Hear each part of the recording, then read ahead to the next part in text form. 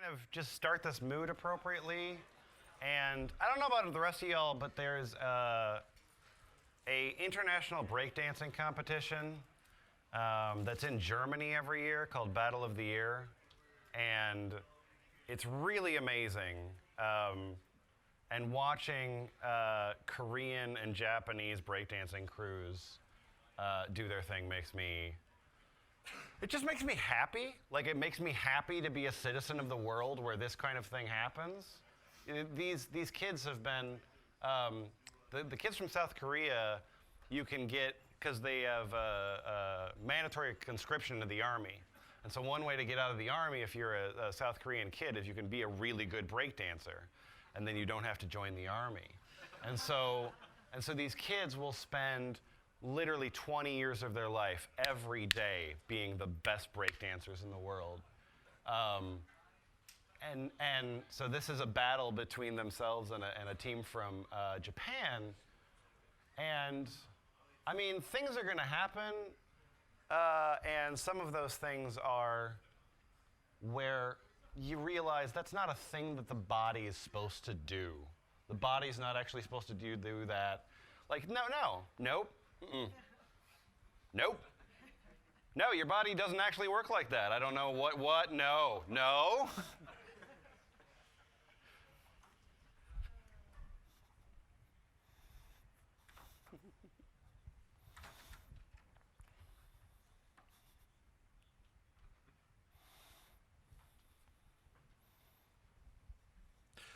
So the talk is, are we good? Yeah? Wonderful. My talk is called Let's Launch a Website Right Friggin' Now, as you can see there.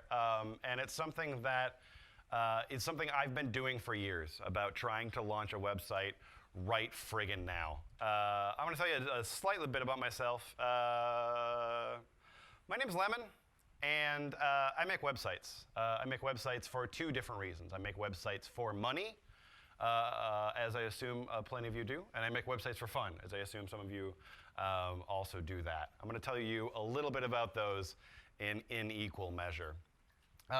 Here's some websites that I've made for money. I'm just going to run through just a couple of those. I made a recipe aggregator for a multinational food corporation. This is a situation where a particular food corporation, they want to share recipes, but they specifically want their recipes to be of their own products. And so I built the CSS HTML architecture for that. It was fine. I made a ticket exchange for a professional hockey team.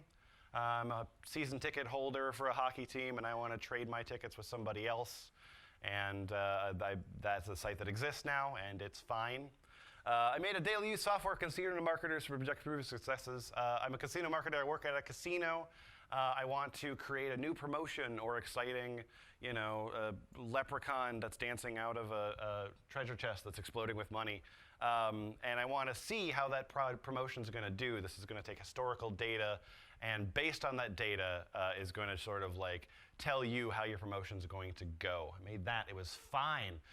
Health and frequency reporting for national chain of fitness centers. Now, I'm in Australia for the first time.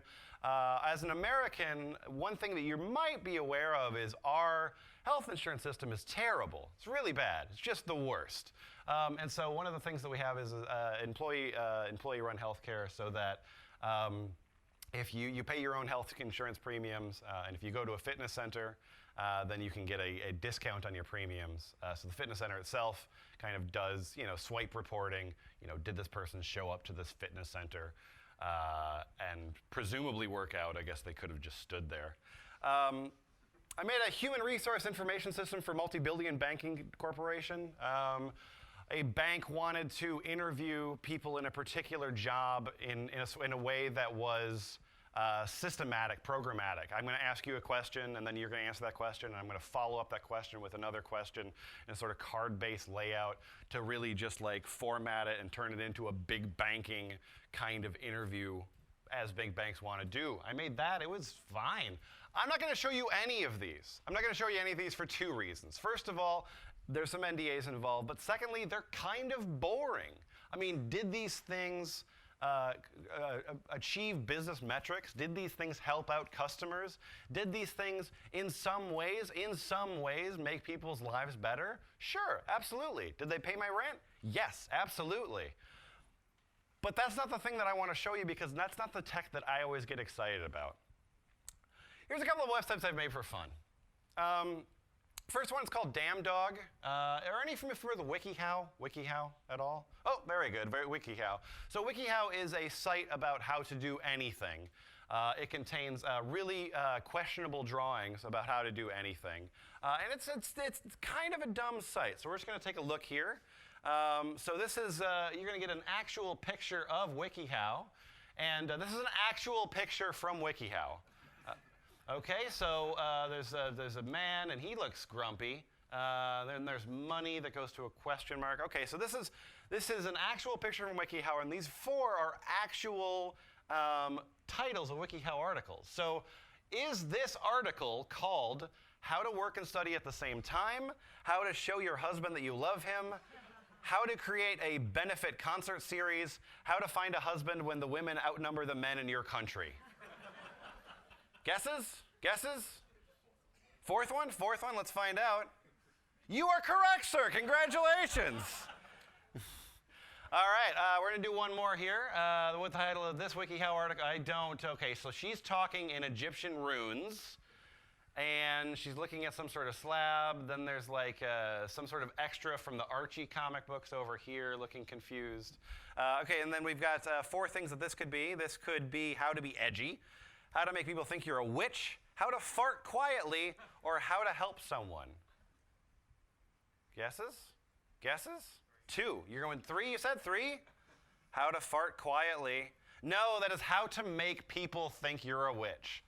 This is one of the first dumb sites that I made, and it was really fun to make and kind of archive, and it got written up a bunch in places, which was enjoyable. It was a fun surprise.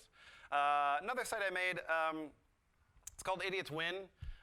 This is something similar to DamnDog, except for running on a completely different thing. So what happens is I'm going to give you a fragment of a Google query, and then it's going to proxy itself, go to Google, type in that query, get a bunch of auto-suggestions, and then come back and try to tell you what this is. So, my boyfriend can. Okay. Is Google's top result for that query, my boyfriend can't get over my past, my boyfriend can't stop touching my boyfriend can only come with his hand, my boyfriend can't get it up, is it my fault? Honey, no. My boyfriend can't handle my depression. Guesses? Guesses? He's touching me. Oh, that's 10th. That's not right. Let's see. My boyfriend can't get... Oh, well, that's good. I'm glad that's not the top one. Please don't be right. Please don't. Oh, no. One more. Most creative ways to sneak alcohol. Most creative ways to ask someone to homecoming. Most creative ways to say I love you. Most creative ways to propose. And most creative ways to announce a pregnancy. Let's find out here. What's that? Second to last one? That's oh, well done, sir. Congratulations. First try. That's a perfect score. So yeah, that was a lot of fun to make. Another one that was really fun to make, and I tend to not do this to American audiences because I'm not sure how they're going to respond. This is called Trumps.pw, and is a place where members of the Trump family can enter in their passwords to earn points. My thought is that if I said at some point, hey, Don Trump Jr., please type in your password, he would just do it. So what happens here is you says, this is a site for only members of the Trump family. It's exclusive for only members of the Trump family. Then you say, I am a Trump. And then you have a list of different Trumps that you can be. I don't know if you might not recognize all of these people. Anyone got a specific Trump they want to try to be here? No? Well, I mean, that's a bad question. I'm glad there's no immediate responses there. But you know, let's go for full on. Okay, so first of all is the Mar-a-Lago club credentials for 30 points. So my username, of course, is Donald. My password, of course, is password. I don't know if you're noticing that part right there. but we'll get to that, that ramification in a minute. I earned 30 points! And so I can continue to, as a member of the Trump family, continue to enter in my passwords, continue to earn more points from entering in my passwords. One joke that I did find funny is at the very end, you get the nuclear codes for $300. Just type that in.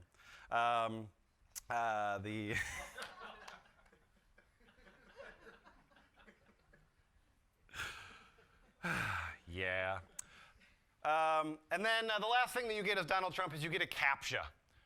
So that in order to continue, Donald Trump, we want to give you your points, but in order to give you your points, you're going to have to type in this CAPTCHA immediately.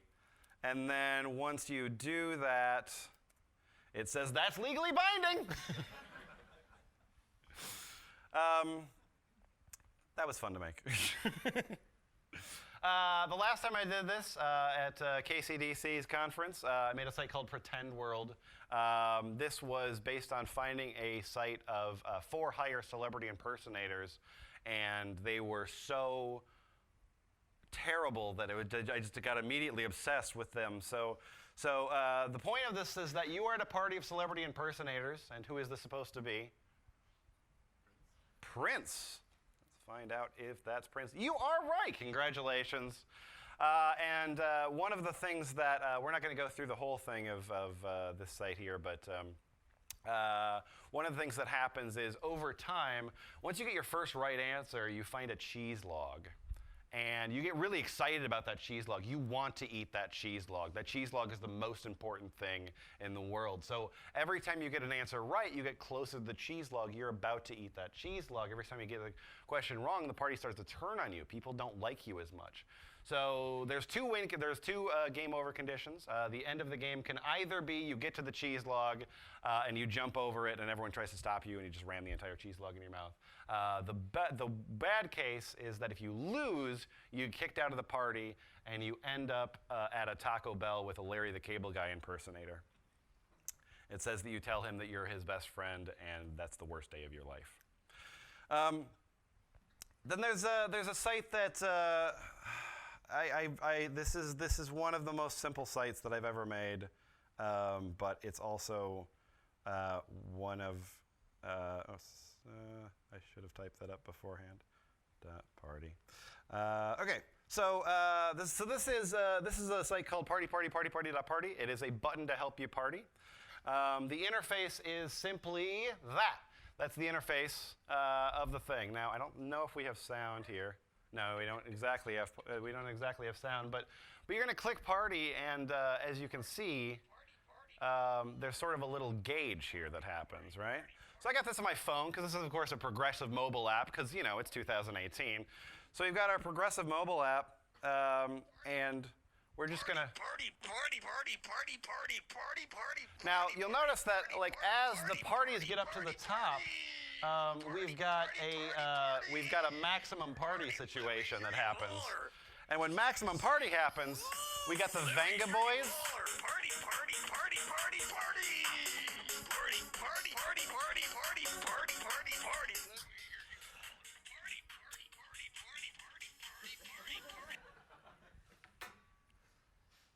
Not every website needs to fill a business objective. All these sites have a few things in common. All of these were very close to build. It's quick to build. Sometimes it's a weekend, at maximum like a week and a half. None of them have any back-end code. It's all HTML, CSS, JavaScript. There's no PHP or Node or anything like that. And all of these I found fun. Now, I've learned things from both of these sites, or both of the kinds of sites. And the thing from the corporate sites is that complex systems made for complex systems make for complex solutions. Some of the things that I've learned in jobs that I've gotten paid for, and sometimes paid well for, is not necessarily how to write the best code or how to do the most innovative thing. I've learned stuff about like how to have a successful meeting and how to realize who is the real shareholder in the room, and how to realize when my argument isn't going well, and how to realize that when my argument isn't going well, if I should just call it quits and lose. And those kind of soft skills, like in that environment, have been so useful to learn. But tight web scopes allow you to think about things differently, and that's sometimes fun too, because when you end up in, especially like software teams where the scope might be, hundreds of people, and it's been going on for years, then you're thinking about, like, oh, if we didn't have this like really outdated architecture, and if we didn't have to pass all this stuff through legal, and if we didn't have to do that stuff, and you can think about that, you can kvetch about that, and that's valid, to just, I get doing that. But when you're doing one of these sites for yourself, and incredibly cheaply, then you don't have any of those restrictions. I don't mind making sites for phones. I don't mind doing like mobile responsive stuff. Some people do. If you're doing one of these sites, don't. Who cares? You want it to make the site only work for your phone? Go ahead. Like, what are you going to do? Anger your users? No, that's not an issue here. You're just making the site that you want to be fun. This is my first time in Australia, and I'm really liking it here a lot, and I wanted to make a new site for you. So I had a couple ideas. I'm going to show you just a couple of my ideas. Okay, one is Urban Dictionary Jeopardy. Are you familiar with Urban Dictionary? Urban Dictionary should not exist. I don't know why it exists. It's a very stupid thing. So this is my Jeopardy game. The ambient force between bros that lends towards 5 smoking bowls, beer, and touchdowns. Bro spirit, bro vitae, bro soul, or bro essence. Correct spirit, bro spirit, bro spirit. That one got a little thin, like the more I thought about it. So instead I moved on to Hollywood Court Reporter. Now, a lot of people get arrested in Hollywood, and why isn't that a video game? So what we're going to do is we're going to give you a celebrity and a year. Now, this is Robert Eiler, a.k.a. AJ from The Sopranos. The year is 2001. The Sopranos was doing very well at this point. This was not a post-Sopranos time. And he was arrested for one of the 4 reasons: illegal gambling, armed robbery, bootlegging, or racketeering. Two? Armed robbery is correct. Congratulations, sir. If you were thinking to yourself, I think it was actually racketeering, that was a different year. There's a reason why you're not seeing Robert Eiler on television anymore. This site's called What's Elon Musk Launching into Space Right Now? Okay, so the point of this site is that we build a little bot, and what it does is it goes out to Amazon, it buys a product, and then it launches into space on Elon Musk's behalf. And we just do this like on a continual basis, and you can just check up what's Elon Musk launching into space right now. So we've got our site here. This is the Sojourner keyboard. It's beautiful aged brass construction, Victorian steampunk weathered design. It's got cherry MX switches, which I personally like. This is going to NGC 3657, which is that direction. And that's going to be shooting off into space. This is going to cost $1,000. It's an expensive keyboard. So it's a $1,000 keyboard, the Sojourner keyboard. We're going to shoot that into space. Also $62 million in launch costs. That's American. A website for a lawn care company called Marquis de Sade. Okay, that's stupid. Okay, past life medium. Past life medium lets people want to know about their past lives. They want to learn more about who was I in a past life. That's an exciting thing to want to learn. There's exciting people that are holding money that want to answer that question. This is an easy site to make. The UI for this is incredibly simple. So what we do is we say, who are you in a past life? Find out. Okay. You're just going to click that button.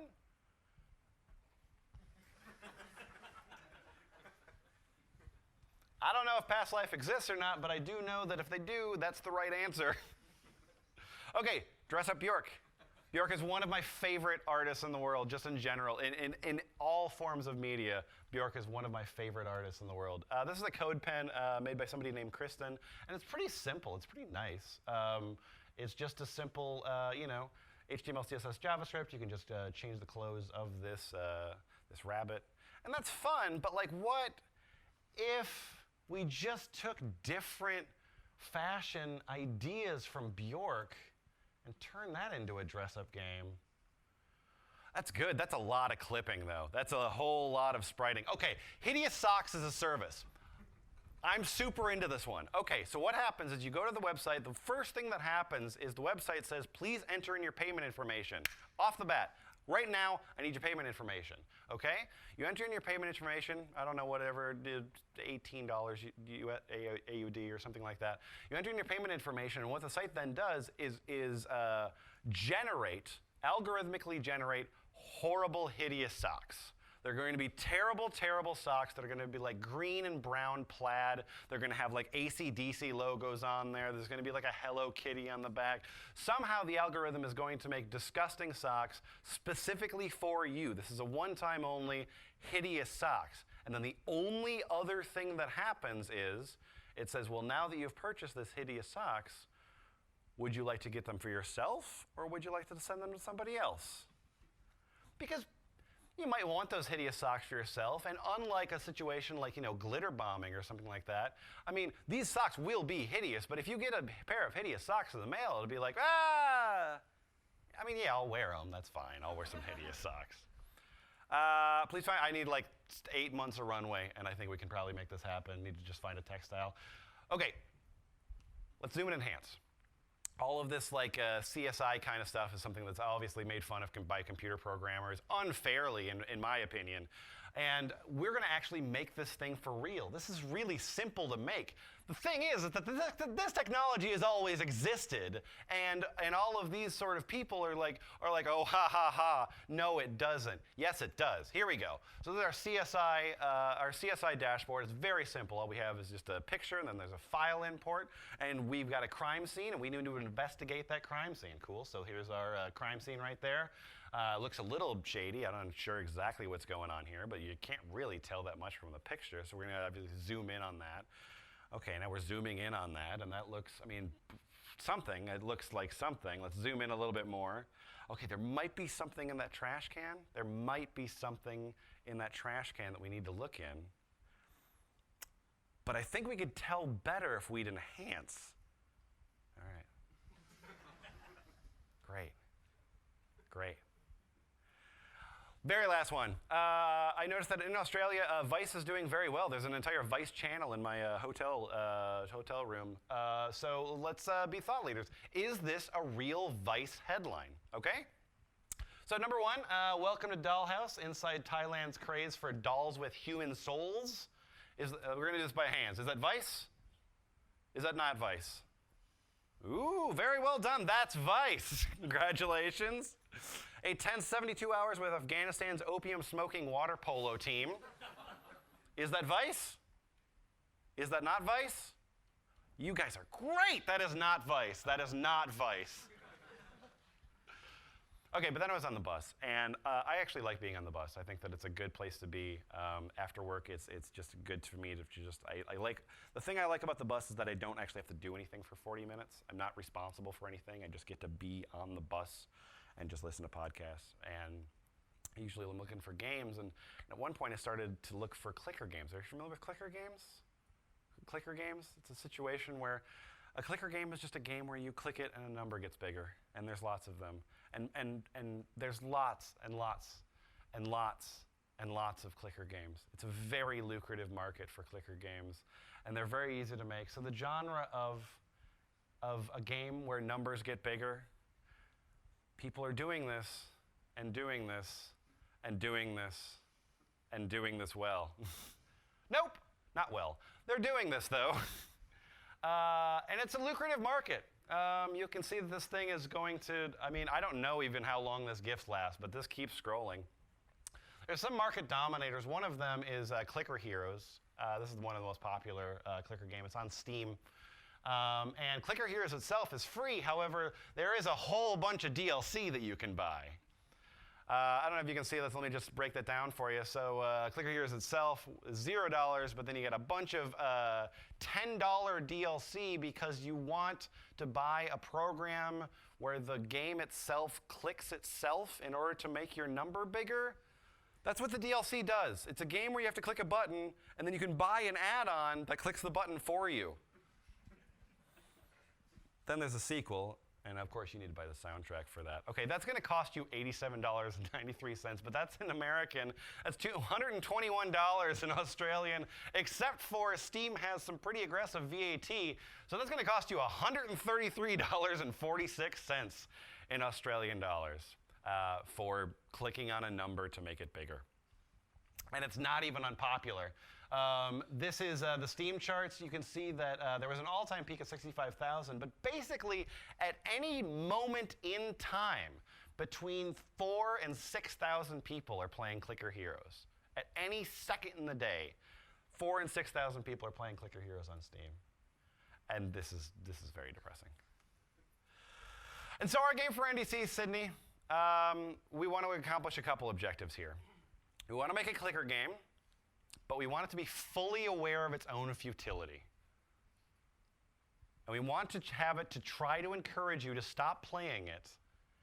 And we want it to get worse as it progresses, but there'll be achievements.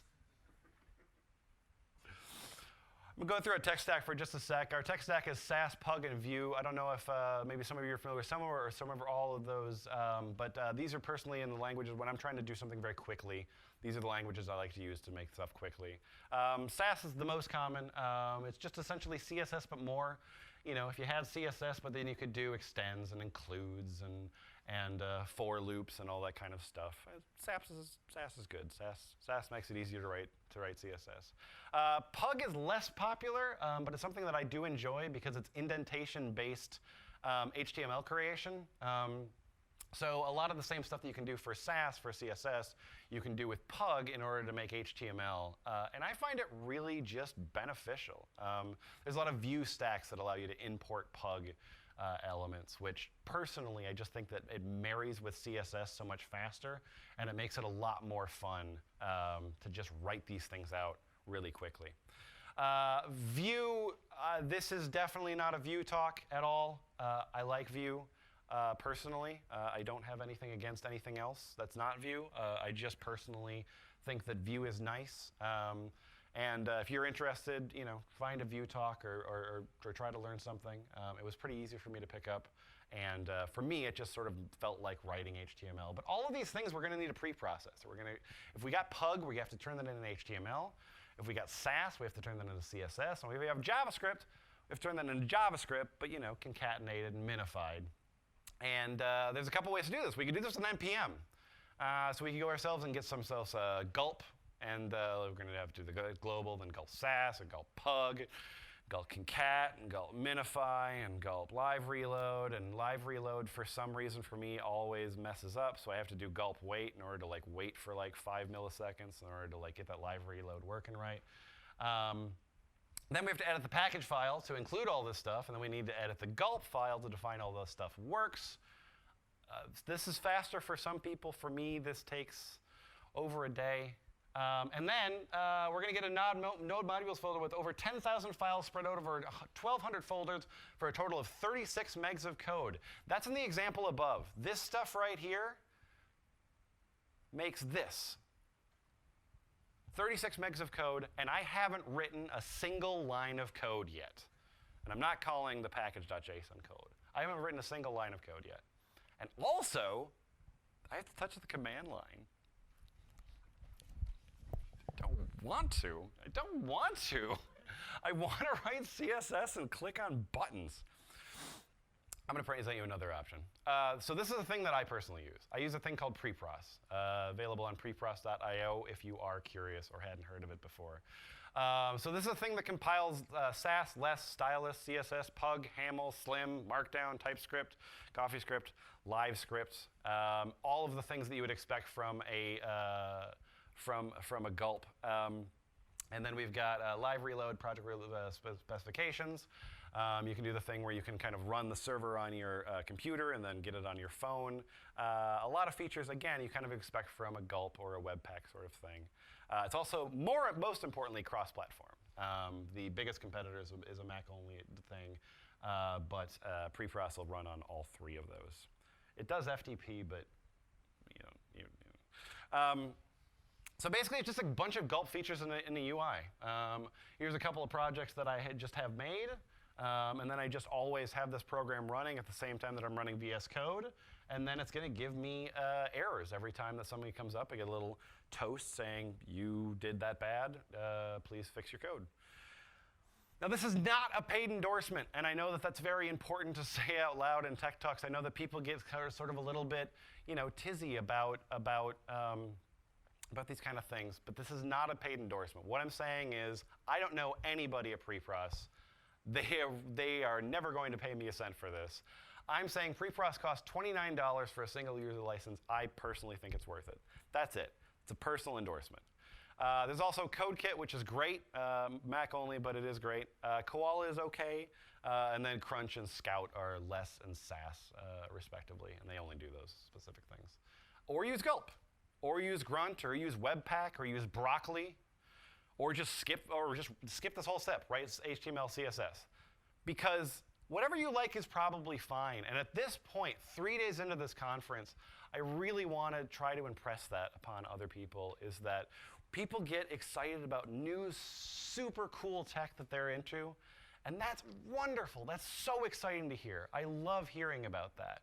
But at the point that people take that thing and turn it into zealotry, and turn that thing into, this is actually the right way to write code, and at this point, in 2018, I finally figured out how to make a website, you dummy, that's somebody that doesn't need to be listened to.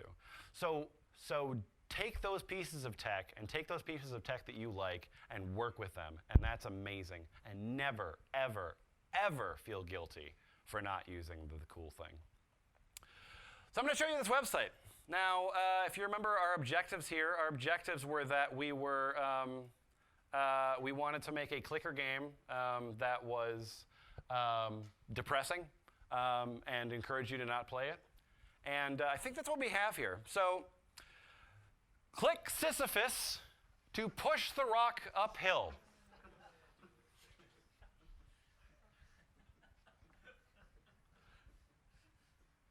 So we're going to go over here and we're going to click on Sisyphus. And he's going to push the rock uphill. Here we go. If you got a convertible laptop, it goes, oops, oh no. If you got a convertible laptop, it works a little bit better because you can actually touch on the thing. Now you'll notice that as time goes by, not only there's a panorama of oh, we've got a score now. There's a sort of a panorama of skulls, but also the sky will kind of open up, and that's based on how Sisyphus is doing. He's going to roll the rock uphill, and as we get closer to the top of the hill, we can see that the sky starts to break.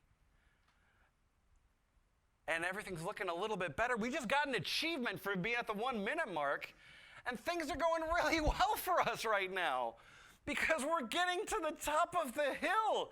We're pushing the rock to the top. And now we have to click on Sisyphus in order to roll the boulder back. Now, you can continue to play this game. And you can continue to have Sisyphus push this rock right back up the hill. And as you continue to play this game, you're going to get upgrades. You can get shoes with better arch support. You can get a whole bunch of gum. You can get a refreshing lemon water. You can get these things, and some of them will be okay. Some of them will help you push the rock further up the hill. Some of them will actively discourage your thing. For example, the gum, Sisyphus actually sticks the gum to the boulder, which means that the boulder is not only bigger, but also slower to push. There's a upgrade later on in the game called a phone call from your mother. When you get a phone call from your mother, you just get a little bit smaller. And so this thing will continue to go on for as long as you play it. And this thing will also read back into Google Analytics so that I know exactly how many times people are playing this game. And I know how often, well, let's buy one of these. Let's buy the small pickaxe. It's going to make the boulder smaller. Ah, there we go. Now. Now we're doing pretty good. And Oh, there's the whole bunch of gum. I want to spend that second just to get the whole bunch of gum, just because. Never mind. So there's unlimited gameplay in this thing. You can play this game for as long as you like. That number will continue to get bigger. And as you continue to play the game, you're going to get messages that will more and more try to encourage you to stop playing the game. Also, as the game progresses, the fulcrum of how high the ball can go is actually going to start to decrease. So you're going to be able to push the ball all the way up and then slightly further down as the game goes on. I'm going to give you just a very, very briefest look behind the scenes here at just how this works. We've got our actual. I should change that to theme light. We've got our. So this is our pug file here, where we've got our scene. And then the pillars and the messages, and there's some VIF and vtext. The scene is that. But really, a lot of the massive work here is just coming from the actual view file, and specifically just in trying to. The thing that I was trying to do, as I saw a talk not that long ago by Sarah Drasner, who's amazing. She's wonderful. And she was doing a lot of talks about view transitions and how you can kind of like use view to just affect every access point of a specific website. And that was exciting to me. And so the thing that I thought was fun about this is that all of the math of Sisyphus pushing the ball up the hill, because of the achievements, all of the math in Sisyphus pushing up the hill is calculated on that fly. So there's a bunch of functions that'll affect like the x-axis and the y-axis and the force and the duration of the push and how high it'll go up. So there's really not that much CSS going on in there at all. It's all it's all JavaScript that's just influencing how these kind of things happen. So that's how we made the site. And here's the other thing. We're going to get this domain set up because we made this thing in HTML and CSS and JavaScript, which means that we can deploy this really anywhere. We don't have to be spending a lot of money on this domain. And so we're going to go to GitHub repo, and we're going to let this be handled by GitHub Pages. I use GitHub a lot, as I'm sure a lot of you do. And I use GitHub Pages for all of these sites, because as long as I don't have a backend, then I can just use this thing in order to host the site. So we can do our HTTPS through CloudFlare.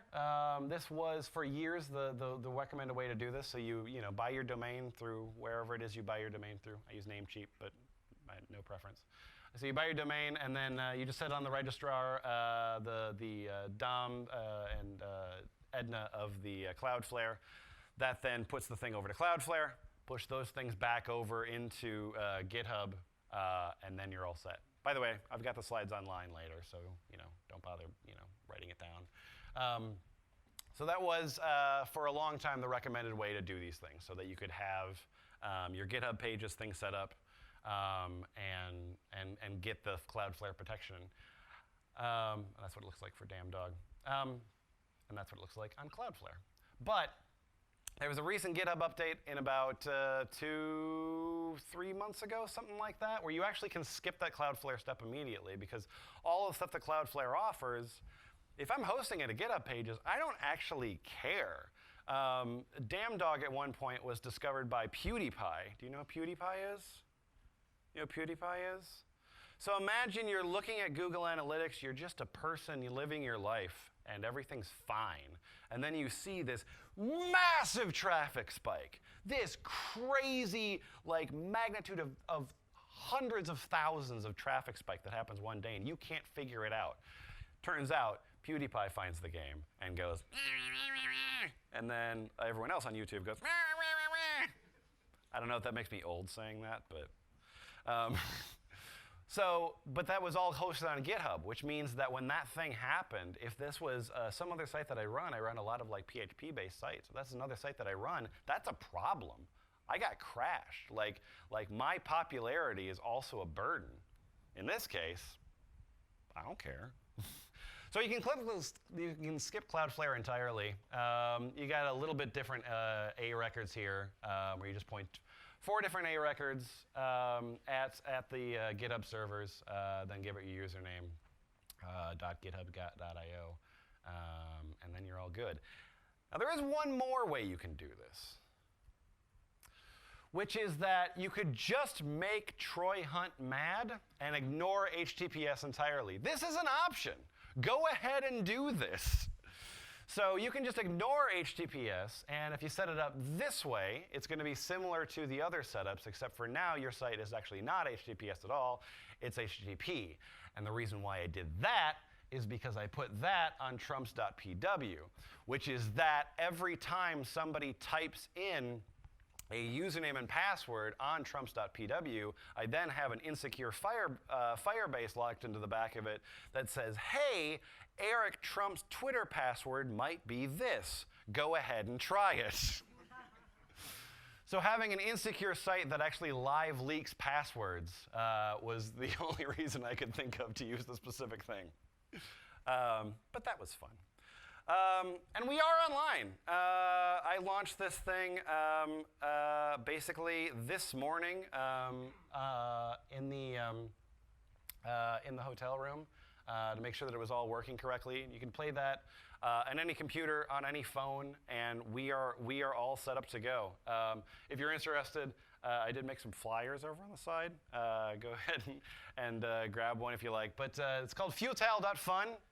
And I want to show you for a second, because I think that this is something that people don't talk about a lot, but I want to show you some of these costs, okay? Our repo's public too. And I want you to submit pull requests. I mean, I want you to submit pull requests if you want to submit pull requests, but this is a thing that I make these kind of things for fun, and then generally what happens is if I don't get PRs, I move on to other things. Sometimes if a domain's going to expire, I just let it go because I don't really care. Nobody else seems to care, and that's fine. But if you do want to submit pull requests for this thing, please go ahead. This deck is also public, right over there, but you don't need to submit pull requests on that. That's not. Don't do that. Don't submit pull requests on this deck. We're done here. But here's my costs. So the .fun domain, one of the reasons why I chose one of those is that cost me a whopping $1.15. So that's $1.15 for a year of futile.fun. We got a QWiz card for free. Our hosting is cost $0. Our SSL cert is $0. And the cloud costs $0. I don't have any sort of microservices or anything like this. I don't have anything else running this. I'm doing this as quickly and as cheaply as possible because I'm not trying to make any money on this. I'm just trying to have fun with it. I very much needed to point out that the art here was done by a lovely woman named Sanguinary Novel. There is her information, Aberrant Whimsy, or else WXYZ, which is a pretty good domain name too. If you're looking for somebody to do some drawings for you in a specific project, yes, she is terrific and really, really multi-talented in just different styles. And I want you to be friends with me. I'm on Twitter, I'm on GitHub, I'm on CodePen. I'm sort of on the Mastodon social sort of thing, although I can't really, I don't know. I want it to succeed. I want the Mastodon thing to succeed, but I'm not really doing it. And also ahoylemon.xyz, where you'll find a bunch of other sites too that I didn't show you. And my only request here that I want to leave you with is that I want you to use your own time to make something cool. That I want you to please spend a minute to, there's so many situations where people are doing these, here's a to-do list in React. And if that teaches you React, then that's amazing, that's wonderful. Do that, yes, publish your to-do list in React. Nobody necessarily needs to see it, but you could, but I'm so glad you did it. But if you have something that you can do that's not on your actual work time, that just think it would make you happy, and you think it wouldn't take that long to make, please make that thing. Please spend a minute and try to make that thing.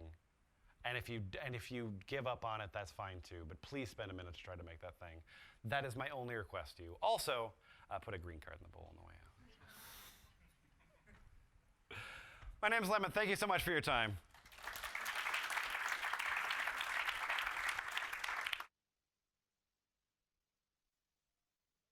I wanted to do it a little bit more prompt for you, but any questions or anything at all for me, please let me know. Cool. Awesome. Well, thanks, everybody.